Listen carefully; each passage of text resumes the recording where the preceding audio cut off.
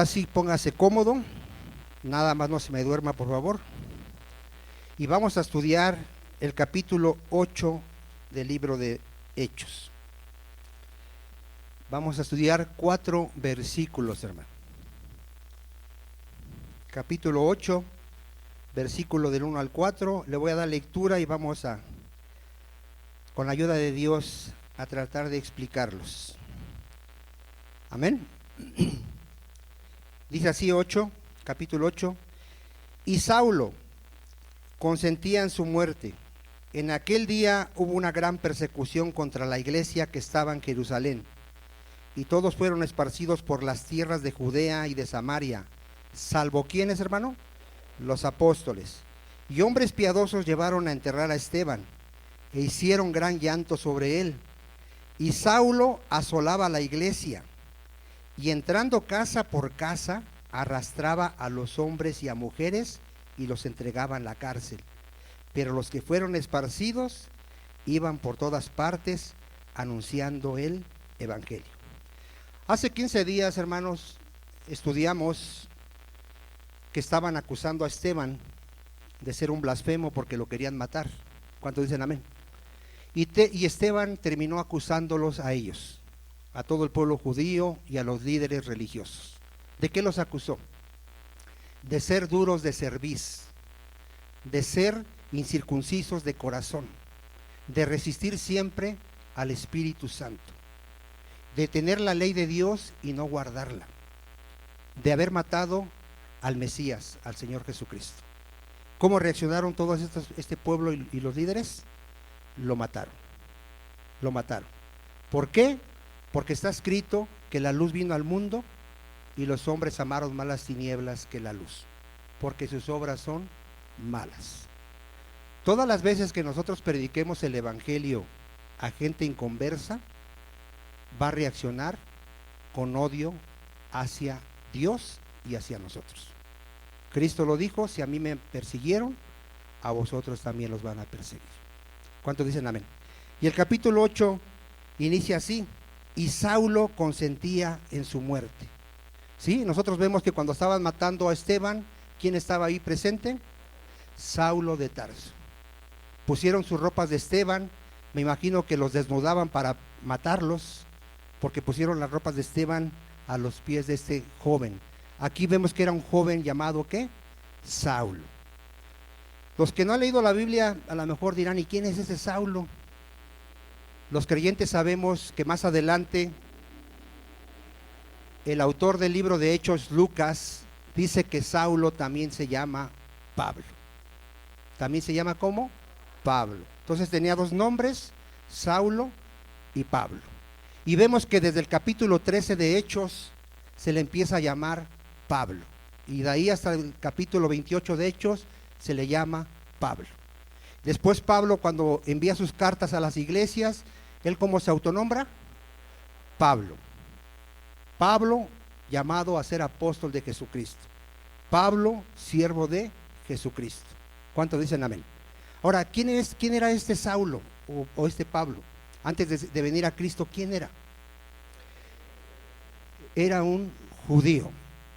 Vamos a ver que era un judío. Vamos a empezar por eso.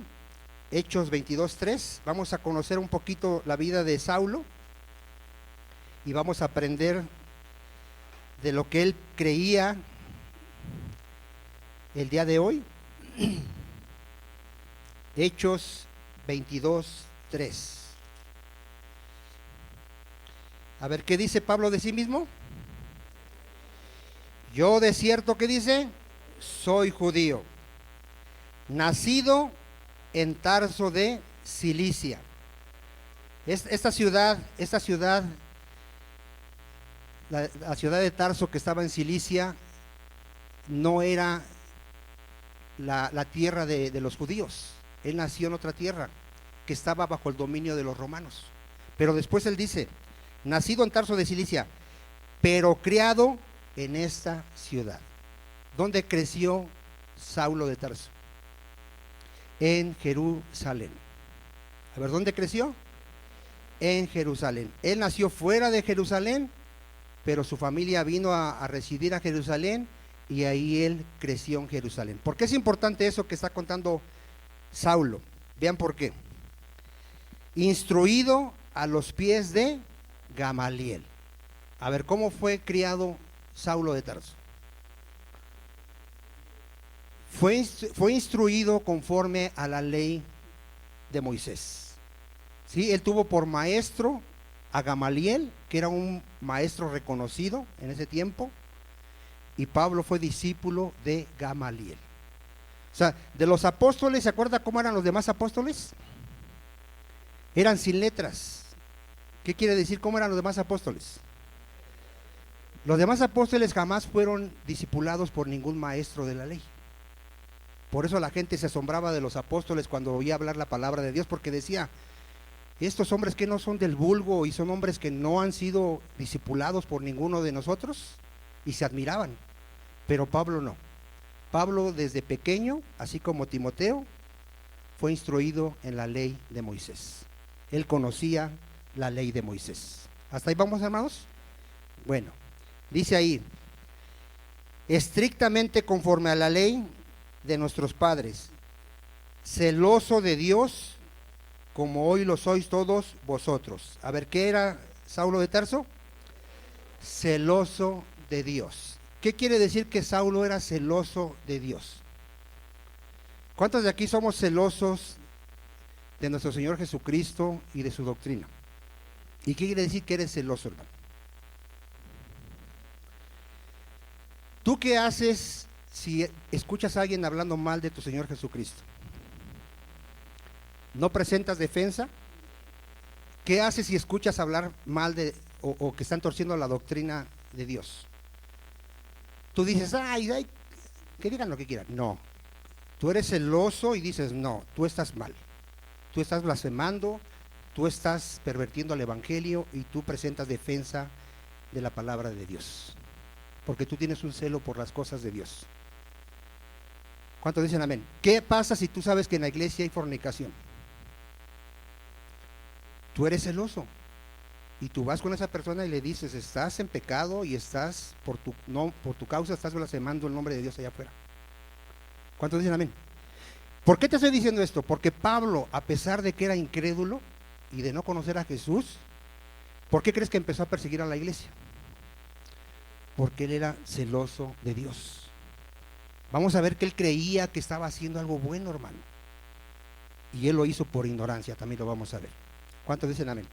Entonces vemos que aquí que Saulo de Tarso era un judío nacido fuera de Jerusalén, pero criado en Jerusalén, fue instruido en la ley de Moisés y era celoso de Dios, y además él era un ciudadano romano. A ver, ¿qué era? Es como cuando alguien de aquí de México se va a vivir a Estados Unidos y después saca su residencia, ¿se le llama? Ya él es un ciudadano, ¿qué? Estadounidense. ¿Cuántos dicen amén? ¿Tiene las dos ciudadanías? Sí.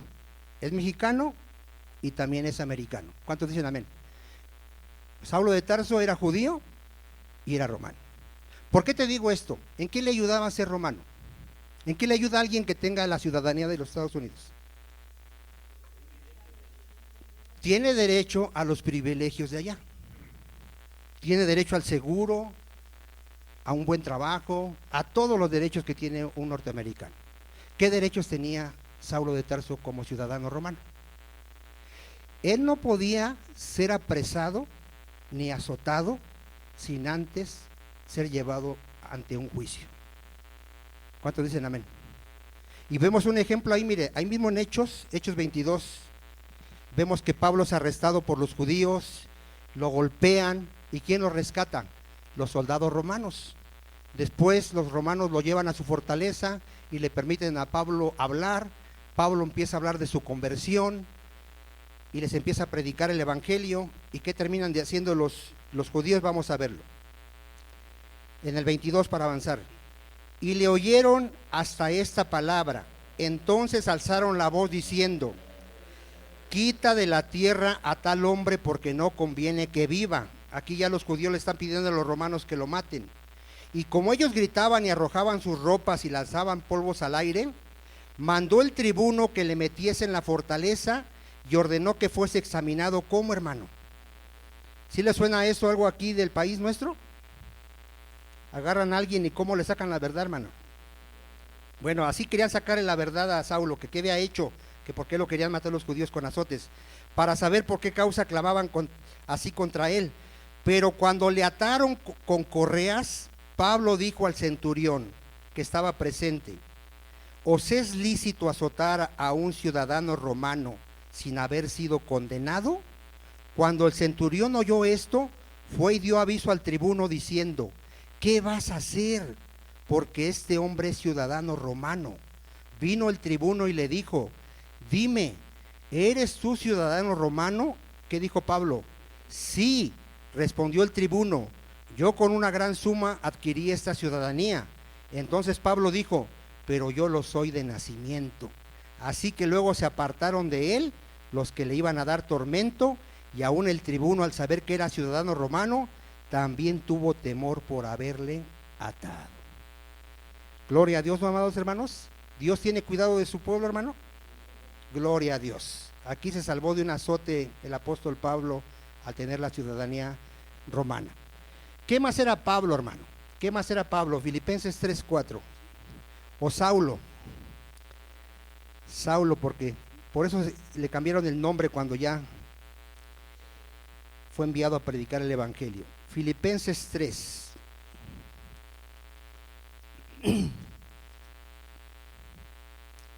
Gloria a Dios. Filipenses 3:4.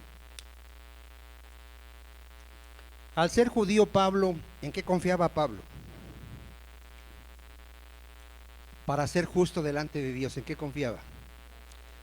En su propia justicia. ¿Sí? Todo judío, hermano, en ese tiempo confiaba en su propia justicia. ¿Se acuerda usted del joven rico? ¿Qué le dijo a Jesús? Señor, ¿qué haré para heredar la vida eterna? ¿Cristo a dónde lo llevó? A la ley. ¿Conoces la ley? Sí. Amar a Dios, amar a tus padres, no robar, no matar. ¿Y qué dijo el joven rico? Yo entonces estoy justo delante de Dios. Eso era mentira, hermano. Ningún ser humano puede obedecer los mandamientos de Dios como Dios manda que los obedezcamos. Ningún ser humano, aún los creyentes. ¿Cuántos dicen amén? Pero ellos confiaban en su propia justicia. Y vamos a ver aquí Pablo lo que dice. Dice ahí: aunque yo tengo también de qué confiar en la carne. Él, antes de ser cristiano, ¿en qué confiaba, hermano? En la carne, en sus obras, en su justicia. Si alguno piensa que tiene de qué confiar en la carne, ¿qué decía Saulo? Yo más. ¿En qué confiaba Saulo? Circuncidado al 8º día, del linaje de Israel, de la tribu de Benjamín, hebreo de hebreos, en cuanto a la ley, fariseo, en cuanto a celo, perseguidor de la iglesia, y en cuanto a la justicia que es en la ley, ¿qué dice? Irreprensible. Pero cuantas cosas eran para mí ganancia, ¿qué dice? Las he estimado como pérdida por amor de Cristo. Vamos a estudiar cada una de estas cosas en las que confiaba Saulo de Tarso. Y vamos a ver cómo él, al venir a Cristo, al conocer a Cristo y ser regenerado, entendió que esto de nada servía para poderse presentar delante de Dios como justo. Nada sirve de esto, hermano. Amén, amados hermanos. Entonces vamos a ver cada una. A ver, ¿de qué se jactaba Saulo? De ser circuncidado al 8º día. ¿Qué dijimos que era la circuncisión en la carne, hermanos? ¿Ya lo enseñamos? Era la señal del pacto. Recuérdelo, la circuncisión física era la señal del pacto que Dios estableció con Abraham y su descendencia. A ver, ¿qué es la circuncisión física? La señal del pacto que Dios estableció con Abraham y su descendencia. ¿Cuál era ese pacto?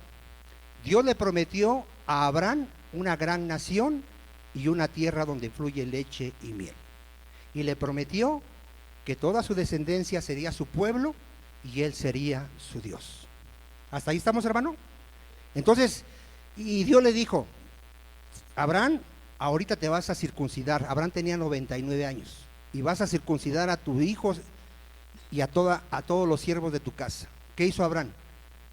Circuncidó a todos los varones. Y de ahí en adelante todo varón que nacía dentro de la familia de Abraham, a los 8 días era circuncidado. Y entraba en el pacto de Dios y pasaba a ser parte del pueblo de Dios. ¿Qué pasaba con alguien que no estaba circuncidado? No era parte del pueblo de Dios. ¿Qué entendió Pablo al venir a Cristo? Y ya no confiar en esa circuncisión física. Porque él dijo, en Cristo la circuncisión física no sirve de nada. Porque la verdadera circuncisión es la del corazón. Y esa circuncisión no la hace el hombre. Esa circuncisión proviene de Dios. Ahora, ¿en qué consiste esa circuncisión? Esa circuncisión quiere decir que un hombre ha sido regenerado, hermano. Que su corazón de piedra, perverso y malvado ha sido cambiado por un corazón de carne. Que el Espíritu Santo ha venido a morar dentro de él y que él ha sido libertado de la esclavitud del pecado, del dominio de Satanás. ¿Cuántos dicen amén? Y te voy a dar el texto, hermano. Vaya usted a Colosenses 2:11.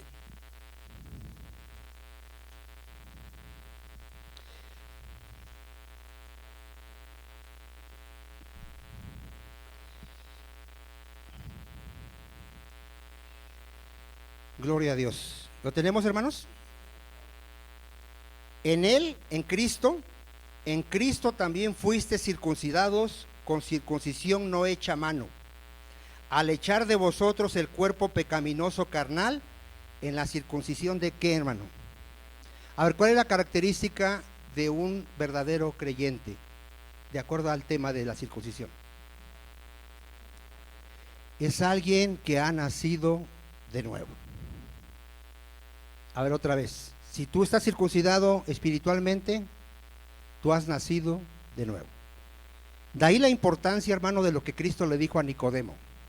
Mira, Nicodemo, podrás saber mucha Biblia, podrás celebrar las fiestas de la ley, podrás estar circuncidado, podrás ofrecer sacrificios a Dios, pero si no has nacido de nuevo, tú estás fuera del reino de Dios. En la iglesia cristiana, hermano, actual, las iglesias están llenas de gente que no ha nacido de nuevo.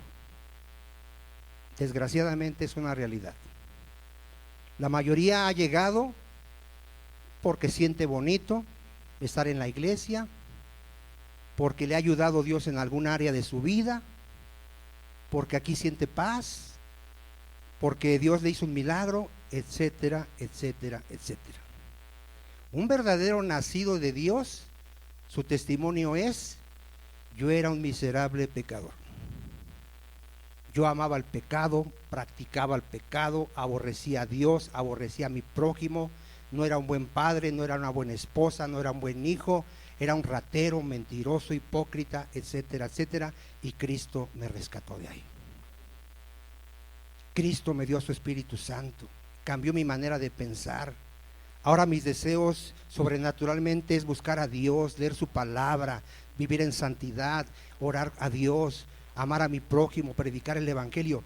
Eso es algo sobrenatural. Has nacido de nuevo. Pero si te tienen que rogar que vengas a la iglesia, si te tienen que decir, oye, lee la Biblia, si te tienen que decir, oye, deja el pecado, tú no has nacido de nuevo. Tú tienes una religión. ¿Sabía que hay gente que no se congrega y dice que es creyente? ¿Cómo vive usted eso? ¿Será creyente? No son creyentes, hermano. ¿Qué hace uno cuando se convierte al Señor? ¿Qué es lo primero que desea? Es congregarse, es conocer a su familia cristiana, es ser de edificación a los demás, es venir a darle las gracias a Dios y la adoración a Dios, es querer escuchar la palabra de Dios. ¿Cuántos dicen amén? Y Pablo, hermano, por eso de ser Saulo de Tarso, un judío que confiaba en la carne, dijo, eso no sirve, todos mis ritos, ceremonias, todo eso no sirve.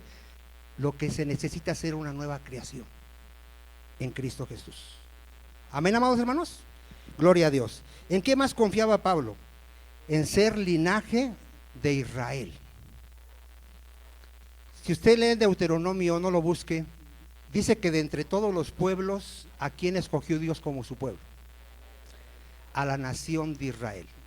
Entonces los judíos de eso se jactaban. Los judíos decían, nosotros somos el pueblo que Dios escogió. Nosotros somos del linaje de Israel. Cuando Saulo viene a Cristo, a través del Espíritu Santo, él entiende que no todos los de Israel son israelitas. Que todo ese pueblo llamado Israel, dentro de ese pueblo está el verdadero pueblo de Dios. ¿Cuál es el verdadero pueblo Israel de Dios? Los creyentes en Cristo. Ese es el verdadero Israel. Hasta el día de hoy, grupos cristianos, desgraciadamente, tristemente, creen que la nación de Israel es el pueblo de Dios. Ahí hay que preocuparnos si realmente tienen al Espíritu Santo o están siendo discipulados erróneamente, porque el verdadero pueblo de Dios y único son los creyentes en Cristo. Y eso lo entendió Pablo, por eso él tenía todo esto por basura, hermano. Miren, a ver, ¿qué dice Primera de Pedro 2:9? ¿A quién le llama Pedro que es el linaje escogido, hermano? A ver, ¿quiénes son el linaje escogido realmente? Los creyentes en Cristo, hermano. Las piedras vivas. Mire, leemos desde el 2:7. Para vosotros, pues, los que creéis. A ver, ¿para quién es esta palabra, hermano? Para los creyentes. ¿Qué es Cristo para nosotros, hermano? Léalo ahí. Él es precioso. Él es de un valor infinito, hermano, porque Él es Dios. Pero para los que no creen que es Cristo, hermano, es una piedra que los edificadores desecharon. Ha venido a ser la cabeza del ángulo y piedra de tropiezo y roca que hace caer. Vean los creyentes cómo le llama la Biblia a los creyentes. Mas vosotros sois linaje escogido. A ver, ¿qué es un creyente? Linaje escogido. Somos el verdadero Israel, hermano. Somos el real sacerdocio. Somos la nación santa de Dios. Somos el pueblo adquirido por Dios, comprado por la sangre de Cristo, para que anunciemos las virtudes de aquel que nos llamó de las tinieblas a su luz admirable. Vosotros que en otro tiempo no eras pueblo, pero que ahora, ¿qué somos, hermano, ahora? Ahora somos pueblo de Dios, que en otro tiempo no habíamos alcanzado misericordia. Ahora, ¿qué alcanzamos, hermano? Misericordia, por medio de nuestro glorioso Señor Jesucristo. Entonces, por eso Pablo decía, eso ya no sirve. Ahora el verdadero pueblo de Dios es el Israel espiritual, los creyentes en Cristo. ¿En qué más confiaba Pablo y lo tuvo por basura? En ser de la tribu de Benjamín. ¿Qué quiere decir ser de la tribu de Benjamín? Romanos 11:1. Romanos 11:1.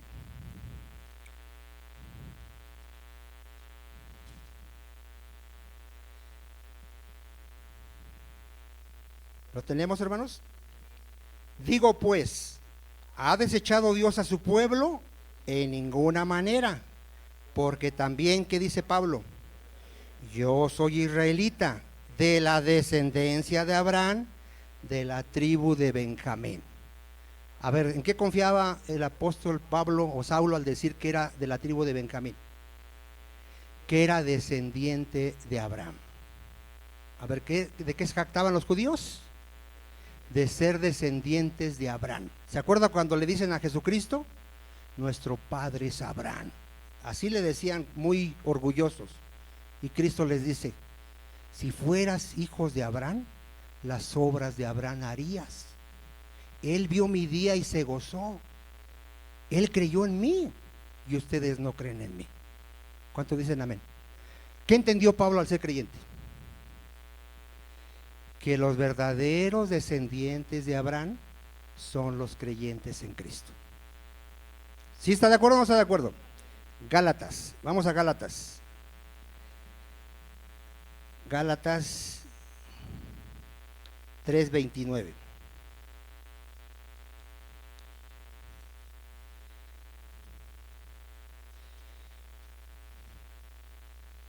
Gloria a Dios. Yo sé que esto ya lo hemos estudiado, hermano, pero Recuerde que siempre va a haber almas nuevas que van a venir y es necesario que escuchen esto. Hay otros que han escuchado y no han entendido, esperemos que hoy por la misericordia de Dios entiendan.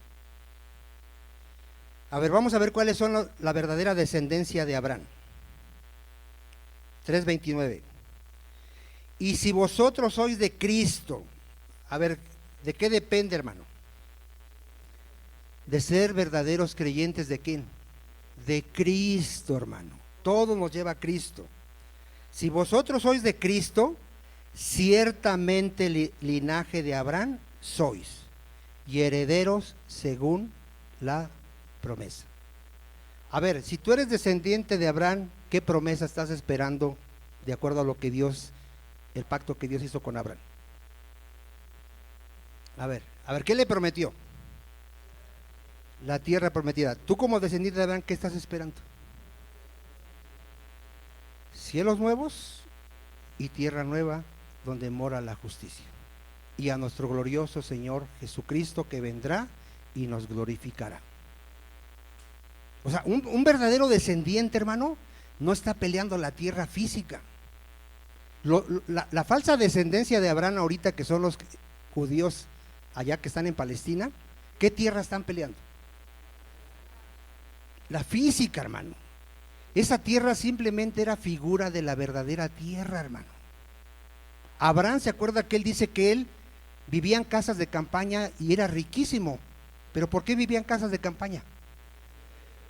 Porque él esperaba la ciudad cuyo arquitecto es Dios. Un verdadero creyente, hermano, ya no está haciendo riquezas aquí en la tierra. Ya no está preocupado si tiene una casita o no tiene una casita, si se va a morir y no tiene nada, porque él en Cristo es rico.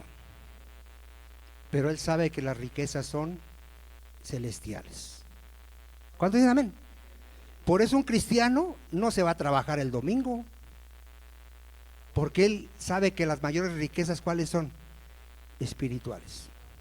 Él está haciendo tesoros en el cielo, no en la tierra, porque en la tierra se pudren y te los roban. Ese es un verdadero cristiano, hermano. Amén, amados hermanos.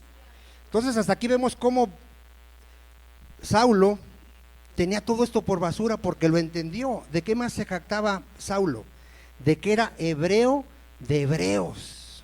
No solamente hebreo, hebreo de hebreos. ¿De qué se jactaba Saulo? Que él era de una raza pura, que él venía de una raza pura. ¿Se acuerda que había los samaritanos? Los samaritanos eran una raza mezclada de judíos y gentiles, y había otros judíos que nunca nacieron ahí, nacieron por otro lado, aprendieron otras cosas, pero no, Saulo, aunque no nació ahí, ahí fue criado, y él se jactaba de ser hebreo de hebreos. Él se jactaba de ser mejor aún de otros judíos, hermano. ¿No habrá cristianos así en la iglesia? Que se creen superiores a otros. ¿Sí ha habido de los superungidos? Bueno, así era el Saulo de Tarso. Miren, fíjese lo que decía Saulo, Gálatas 1:14. ¿Qué decía Saulo de Tarso?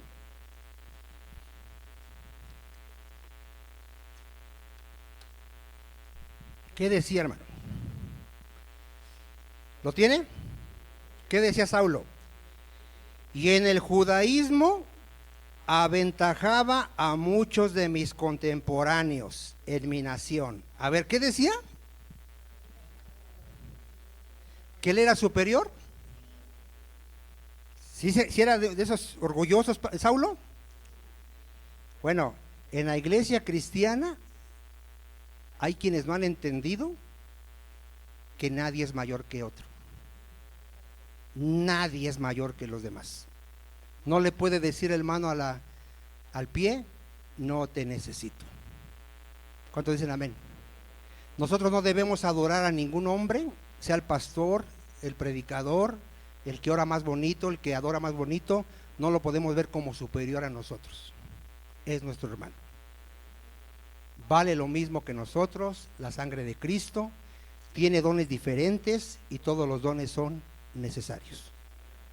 Pablo entendió y aprendió que ahora ya no hay judío, ya no hay griego, ya no hay varón, ya no hay mujer, porque todos somos uno en Cristo. Y eso es lo que debe de entender la iglesia cristiana. Desgraciadamente hoy ven a un pastor y lo ven así como un Dios. Y todos van con él y dicen: a usted que lo oye Dios, pida por mí. ¿Qué está haciendo esa persona, hermano? Esa persona está diciendo: a mí Dios no me escucha. Pues te vamos a predicar el evangelio para que te arrepientas y vengas a Cristo y tengas entrada al trono de la gracia y Dios te pueda escuchar. Porque todo verdadero creyente es escuchado por Dios, no por él, no porque es muy santo ni muy bueno, por Cristo. Somos aceptos en Cristo. Entonces dejemos de mirar a hombres pecadores, débiles, como dioses, como superiores a nosotros. Amén, hermanos. Todos valemos lo mismo, la sangre de Cristo. ¿De qué más se jactaba el apóstol Pablo? En cuanto a la ley, fariseo. Ya troné mis lentes aquí. A ver, ¿de qué se jactaba Pablo? De ser fariseo. ¿Cómo eran los fariseos? ¿O quiénes eran los fariseos?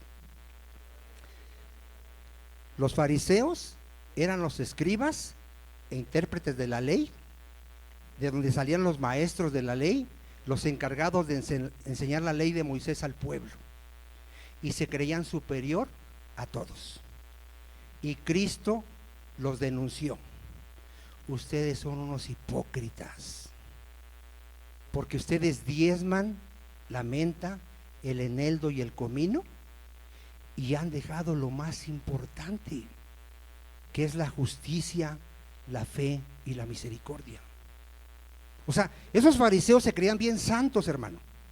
¿Recuerda usted cuando le reclamaron a los discípulos de Jesús que estaban comiendo con manos sucias? Y le reclamaron: ¿por qué comen con las manos sucias? Se están contaminando. Porque ellos, ¿qué creían, hermano? Que el hombre se contaminaba por lo que comía. Ellos agarraban y cuando ellos comían se lavaban 7 veces las manos y lavaban 7 veces el plato donde comían. ¿Sabe usted que hay gente que piensa que la santidad es porque usa falda larga? Y a lo mejor tiene la lengua larga. Hay iglesias que dicen: la mujer que se pinta está pecando. ¿En qué están fundamentando su santidad? En lo externo. En lo externo. Cristo le dijo a esos fariseos: hipócritas, por fuera te ves hermoso, pero por dentro estás lleno de robo, de mentira, de hipocresía. ¿Cuántos dicen amén? ¿Sabe qué hacían los fariseos, hermano? Enseñaban la ley, y Cristo le dijo: todo lo que les enseñen de la palabra, escúchenlos y obedézcanlo, pero no hagan como ellos, porque atan cargas sobre los hombres que ellos no llevan. Ellos predicaban: no cometas adulterio. ¿Y cómo vivían? Eran adúlteros. No robarás, dice el mandamiento. ¿Y cómo eran ellos? Rateros. Dice que saqueaban las casas de las viudas, haciendo como pretexto oraciones en su casa. No puede haber algo peor que un pastor o predicador que te predique la palabra de Dios y que sea un hipócrita. ¿Alguien dice amén? Diga amén, hermano. Imagínate un pastor predicando sobre adulterio, sobre santidad, y teniendo su amante. ¿Cómo ves ese pastor? Imagínate un pastor o predicador predicándote de no robar y él haciéndose rico con la iglesia. ¿Cómo ves esa persona? Es un fariseo, es un hipócrita. Por eso Pablo dijo: de nada me sirve ser fariseo, porque no guardo la ley. Se trata de obedecer al Señor. Y Pablo después escribe que la gracia consiste en que ahora vivamos en santidad, hermanos. El hecho de que no somos salvos por obras no quiere decir que no hagamos obras. ¿Cuántos dicen amén? Somos hechura de Dios, creados en Cristo Jesús para buenas obras. Todo verdadero creyente sabe que no puede vivir igual como vivía antes de venir a Cristo, hermano. Eso lo sabe. ¿Cuántos dicen amén? Dice Efesios: el que robaba, no robe más. El que mentía, no mienta más. El que era adúltero, ya no adultere. ¿Cuántos dicen amén, hermanos? Ese es un cristiano, hermano. Ese es un verdadero cristiano. Por eso aquí Pablo renunció a todas estas cosas. ¿A qué más renunció, hermano? Dice, en cuanto a celo, perseguidor de la iglesia. A ver, dijimos que Pablo era celoso de las cosas de Dios. Sí. ¿Por qué perseguía a la iglesia, hermano? Vamos a verlo por qué. Vamos ahí a Timoteo, primera de Timoteo 1:12. Primera de Timoteo 1:12. Vamos a ver por qué perseguía a la iglesia.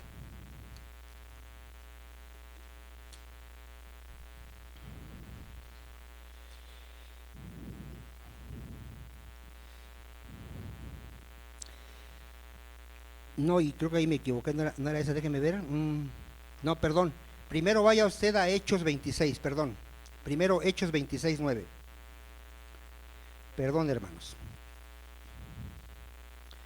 Pero acuérdense que aquí pasan milagros y se cambian las citas. Para que no creen en Dios, pase aquí, va a ver que va a haber algo sobrenatural aquí. Hechos 26:9. Ahora sí, si lo tienen me dicen amén. A ver, ¿qué dice Saulo de Tarso antes de ser cristiano? Yo ciertamente había creído mi deber hacer muchas cosas contra el nombre de Jesús. A ver, ¿por qué perseguía a la iglesia?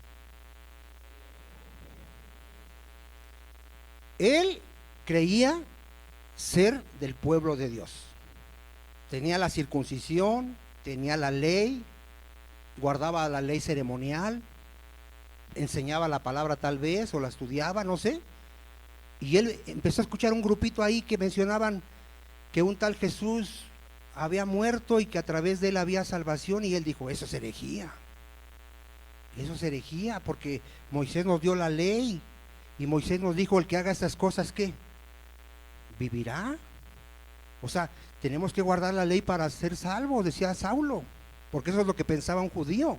Un judío había visto en la ley que estaba escrito, porque estaba escrito en la ley, hermano, el que haga estas cosas, ¿qué? Vivirá. Pero no habían leído cuando Dios dijo, haré un nuevo pacto, ya no me acordaré de su pecado, sino que perdonaré su pecado e inscribiré mi ley en sus corazones, a través del Mesías, Jesucristo. No lo habían entendido, hermano. Por eso Pablo, en su ignorancia, es como ahorita las sectas, la Iglesia Católica Romana, ¿por qué nos persigue? ¿Por qué nos llama hermanos separados? ¿Por qué nos llama protestantes? ¿Por qué nos llama herejes? ¿Por qué? Porque ellos sí tienen un celo de Dios, pero errado, porque ignoran las escrituras, hermano. Ellos ignoran las escrituras. Ellos no saben que la verdadera iglesia de Jesucristo son aquellos que se han arrepentido de todos sus pecados y han creído en el sacrificio de Jesucristo. No lo saben. Y por eso mataron a tantos cristianos en la Santa Inquisición. Y por eso todas las sectas nos van a perseguir por ignorancia. Ignoran eso, hermano. Vean lo que dice Pablo ahora sí en primera de Timoteo 1:12. ¿Cuántos de aquí nos burlamos de los cristianos? Nada más 2. Bueno, los demás ya nacieron santos. Yo me burlé de los cristianos, hermano, y me da vergüenza decirlo. Yo decía, pobrecitos tontitos, ya les lavaron el cerebro, les están robando su dinero. Yo decía, si a mí mi mamá siempre me enseñó que la verdadera iglesia era la católica, y ahora aparecen estos y dicen que son la iglesia de Dios. ¿Por qué lo hicimos, hermano? Por ignorantes. Vea lo que dice el apóstol Pablo. Doy gracias al que me fortaleció, a Cristo Jesús nuestro Señor, porque me tuvo por fiel poniéndome en el ministerio, habiendo yo sido antes blasfemo, perseguidor, injuriador, mas fui recibido a misericordia porque lo hice por ignorancia en incredulidad. ¿Por qué perseguía a la iglesia? ¿Por qué hay tantas sectas que nos atacan y se ofenden simplemente porque les predicamos el evangelio, por ignorancia. Yo siempre mando ahí en YouTube la palabra, siempre mando nomás la palabra de Dios, nada más pongo Dios dice, Jesús dice, y me atacan. Y yo les digo, solamente te estoy citando lo que dice la palabra de Dios. Ni siquiera estoy yo comentando, ni poniendo mis palabras, ni diciéndote nada. Simplemente estoy diciendo que Cristo dice, el que cree en mí tiene vida eterna. ¿Sí lo dice así? Yo solo te estoy escribiendo que Jesús es el camino y la verdad y la vida, y que nadie va a ir al Padre si no es por medio de Jesucristo. Ah, no, que tú eres un protestante, que no sé qué, que hay de mi Virgencita María, si también ella sufrió, si también ella nos salva, y empiezan a enojarse. Y yo los entiendo. Están ignorantes. No conocen las Escrituras. Como Cristo dijo, erráis porque ignoráis las Escrituras y el poder de Dios. ¿Cuántos dicen amén? Entonces, aquí Pablo, hermano, él por eso decía, todo esto no sirve de nada. ¿De qué me sirve ser hebreo de hebreos, fariseo, ser celoso? De nada. Y por último, en cuanto a la justicia, ¿cómo creía que era Pablo? Irreprensible. ¿Qué quiere decir irreprensible? En un sentido, habla de ser una persona que vive en rectitud, en obediencia a los mandamientos de Dios. Así se creía Pablo. ¿Qué le fue mostrado a Pablo cuando vino a Cristo? Que él era el peor de los pecadores. A ver, ¿qué le fue mostrado a Pablo? Y no solo a Pablo, ¿cuántos de aquí nos creíamos buenos? Así la verdad. ¿Sí te acuerdas o no te acuerdas? A mí me predicaban y yo les decía, pero yo qué mal hice. Yo le decía a los que me predicaban, mira, yo ni tomo, yo no fumo, yo vivo con mi esposa, tengo a mis hijas, soy un buen trabajador. Viene Cristo a mi vida, viene el Espíritu Santo y me dice, hipócrita, eres de lo peor. ¿Tenía razón? Sí. Ratero, aborrecedor, mentiroso, adúltero, fornicario, todas las cosas del mundo. ¿Por qué? Porque es la verdad. No hay justo ni aún uno. ¿Sabes que Pablo decía, miserable de mí? ¿Quién me librará de este cuerpo de pecado? ¿Tú crees que ahora podría decir, no, en cuanto a la ley, irreprensible? ¿Podría decir eso ya en Cristo? ¿Alguien en Cristo podrá decir, yo soy bueno? Es un falso creyente. Un verdadero creyente dice, yo aún siendo cristiano sigo pecando, pero Dios es bueno y dice que si pecamos tenemos a Jesucristo por abogado. Ese es un verdadero cristiano, que sabe que ya fue justificado por la fe, pero está siendo santificado, y que todavía va a pecar porque aún no ha sido glorificado, pero él confía siempre en Cristo. Yo por ti soy salvo, por ti mis pecados han sido perdonados, por ti sé que tengo entrada en el reino de Dios. Siempre su confianza en Jesucristo, nunca en él, nunca en su propia justicia. ¿Cuántos dicen amén? Por eso Pablo, hermano, dijo estas cosas. ¿De qué me sirven? No sirven para nada. Lo que sirve es estar en Cristo, porque el que está en Cristo, nueva criatura es. Todas las cosas son hechas nuevas. ¿Cuántos dicen amén, amados hermanos? Gloria a Dios. Vamos a avanzar. Hechos 8:1. Entonces ya vimos quién era Saulo, hermano. Sí, fue de bendición, hermano, conocer a Saulo. Gloria a Dios. Ahora, ¿qué dice? Y Saulo consentía en su muerte, ¿no? Él dio su voto para que mataran a Esteban. Ponga atención, dice, en aquel día, a ver, ¿en qué día, hermano? Después de que mataron a Esteban, hermano, ¿qué pasó? Hubo una gran persecución. A ver, ¿Por qué dice que después de que mataron a Esteban hubo una gran persecución? A ver. ¿Por qué? ¿Qué se imagina usted? A ver, miren, ¿se acuerda cuando Cristo aparece? ¿A quién perseguían? ¿A Cristo o a sus apóstoles? Solo a Jesucristo. A sus apóstoles ni los pelaban, pero a Cristo lo acosaban, le hacían preguntas, lo tentaban, siempre se oponían a su doctrina, le llamaban mentiroso, borracho, comilón, hijo del diablo. ¿Se recuerda? Bueno, muere nuestro Señor, resucita, asciende al cielo, le da la comisión a los apóstoles. ¿A quién empiezan a perseguir? ¿A los apóstoles o a los creyentes? Nada más a los apóstoles. Nada más a los apóstoles. Se le empiezan a oponer a Pedro, a Juan, los encarcelan y nada más hay oposición a los apóstoles. Hasta ahí. Después vemos que levantan diáconos, Dios le da la gracia a Esteban de predicar el evangelio y lo matan. Y desde ahí va a empezar a una persecución a todos los creyentes. No solo a los apóstoles, no solo a los diáconos, sino a todo aquel que es cristiano. Y van a ir casa por casa a sacarlos, a golpearlos, a encarcelarlos y a matarlos. ¿Se quedó usted mudo, hermano? Por eso es una gran persecución.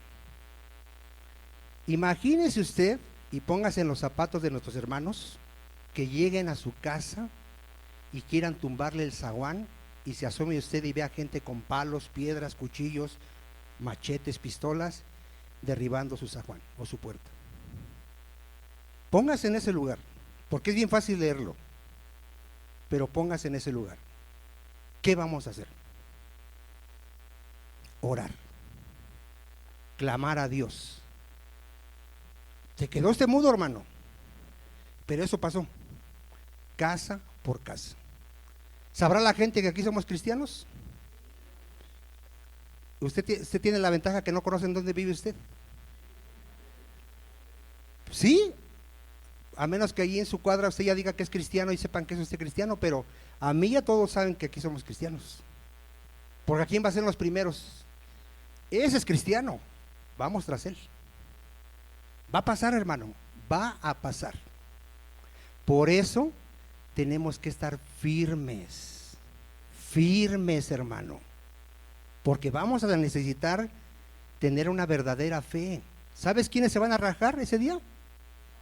Los falsos creyentes. Ese día van a decir, yo no lo conozco, yo no lo conozco. Por eso Cristo, miren, por eso Cristo fue bien claro. Si tú quieres seguirme, si tú quieres ser cristiano, piénsalo bien, porque vas a tener que estar dispuesto a tomar tu cruz y seguirme. ¿Qué es tomar tu cruz? Que tienes que estar dispuesto a padecer por causa de Jesucristo. A ver otra vez, ¿qué es tomar tu cruz? Ahorita, a lo mejor si eres cristiano y predicas, se burlan. Ay sí, muy santito, ay sí protestante. Va a llegar el día en que nos van a perseguir casa por casa, país por país. Y va a pasar lo que pasó ahorita que vamos a ver. Sigamos leyendo. Dice ahí, hubo una gran persecución contra la iglesia que estaba ¿dónde, hermano? Recuerde que la iglesia, como la conocemos ahorita, nació en Jerusalén. Ahí nació la primera iglesia local. Pero ¿cuál había sido el mandamiento de Cristo a los apóstoles?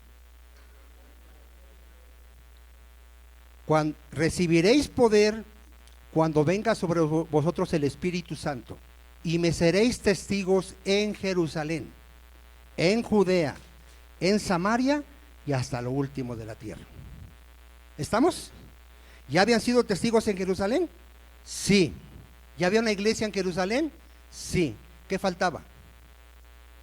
Judea, Samaria y lo último de la tierra. ¿Qué hizo Dios para que el evangelio fuera llevado a Judea, a Samaria y hasta lo último de la tierra? Levantó la persecución. Dios fue el que levantó a Saulo para que Saulo persiguiera la iglesia y la iglesia fuera esparcida y cumpliera con la comisión de ir y predicar el evangelio a todo el mundo. ¿Cuántos de aquí estás bien cómodo aquí cada domingo en esa silla? Cómodo. Tú ni estudias en la semana, ni te preocupas porque tú no vas a predicar. Si quieres oras, si no quieres no oras, si quieres vienes, no vienes. Tú vienes y te sientas y recibes el alimento. ¿Sabes qué va a hacer Dios en nuestra vida para sacarnos de esa comodidad? Va a levantar a alguien que nos persiga, para que se vea si eres verdadero creyente, y donde quiera que andes huyendo, ¿qué tienes que hacer? Predicar el evangelio. Y hay de ti si amas más tu vida que a Cristo, tú no eres digno de ser discípulo de Jesucristo. Así lo dijo Jesucristo. Amén, amados hermanos. Ya me están mirando medio feo. Lo bueno que aquí no hay piedras. Gracias a Dios que aquí no hay piedras. Mire, dice que hubo gran persecución en Jerusalén y todos fueron esparcidos por las tierras de ¿dónde, hermano? De Judea y de Samaria. Vea cómo es perfecta la palabra de Dios, ¿eh? ¿A dónde fueron esparcidos? Por Judea y Samaria, donde Cristo dijo que tenían que ser testigos, amén. ¿Salvo quién, hermano? ¿Por qué los apóstoles no? Recuerde que ellos estaban a cargo de la iglesia de Jerusalén. Ya había una iglesia en Jerusalén, recuerde usted, amén. Y hombres piadosos llevaron a enterrar a Esteban e hicieron gran llanto sobre él. ¿Amaba la iglesia a Esteban, hermano? ¿Les dolió su muerte de Esteban? Pero ¿qué dice Dios acerca de la muerte de los cristianos? Estimada es a los ojos del Señor la muerte de sus santos. Tú mueres siendo cristiano y es la mayor gloria que puede tener un ser humano, morir en Cristo. No hay mayor gloria, hermano, que morir por Cristo. ¿Esteban murió por Cristo? ¿Dónde está Esteban ya? En la gloria, con su Señor Jesucristo, gozando de él toda la eternidad. ¿Vale? 3. Ve aquí lo tremendo. Y Saulo asolaba la iglesia. ¿Qué es asolar, hermano? Destruir, derribar. Haga de cuenta ahorita Israel que está bombardeando a Gaza, la está asolando. ¿Qué está haciendo con esa ciudad? La está destruyendo, hermano. La está dejando inhabitable, destruyendo todas sus casas, edificios. Pero gloria a Dios que Jesucristo dijo: las puertas del Hades no van a prevalecer contra mi iglesia. Y aunque Pablo estaba arrestando a cristianos y matándolos, los cristianos se seguían multiplicando, multiplicando y multiplicando. ¿Cuántos dan gloria a Dios por ello? ¿No te da gozo eso? Dice, y entrando casa por casa, a ver, ¿cómo los perseguía? Casa por casa. Así que si tú ya tienes tu pescadito ahí en tu ventana, le estás diciendo al mundo: soy cristiano, y no lo vayas a quitar. Yo soy cristiano, diles. Porque muchos van a decir: no, ya voy a quitar mi pescadito porque para que no sepan que soy cristiano. Gloria a Dios. Casa por casa, arrastraba a hombres y a mujeres y los entregaba en la cárcel. Este Saulo, hermano, tenía un odio no por los cristianos, por Jesucristo. Porque Cristo le dice: Saulo, Saulo, ¿por qué me persigues? ¿A quién estaba persiguiendo? A Jesucristo. Porque todo ser humano que no es cristiano aborrece a Dios, aborrece a Cristo y aborrece su palabra. Miren, ¿qué dice Hechos 22:4?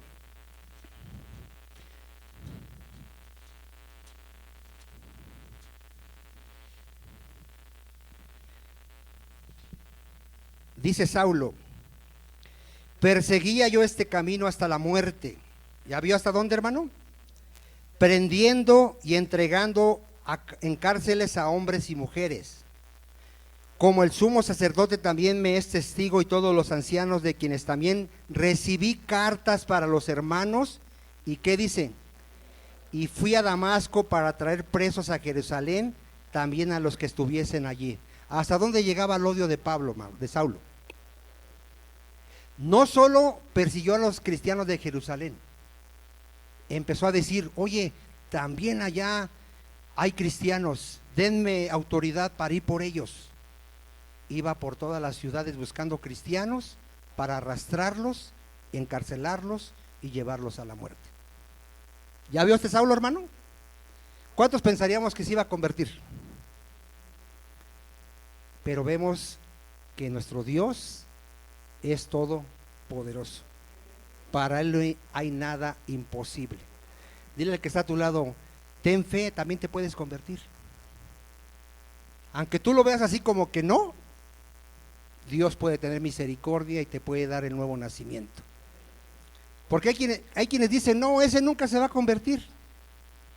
Yo hubiera pensado que yo nunca me hubiera convertido, hermano, en verdad. Pero ahí está la gracia de Dios. Amén, hermanos. Terminamos con Hechos 8:4. Ahí terminamos ya. ¿Qué hicieron los que fueron esparcidos?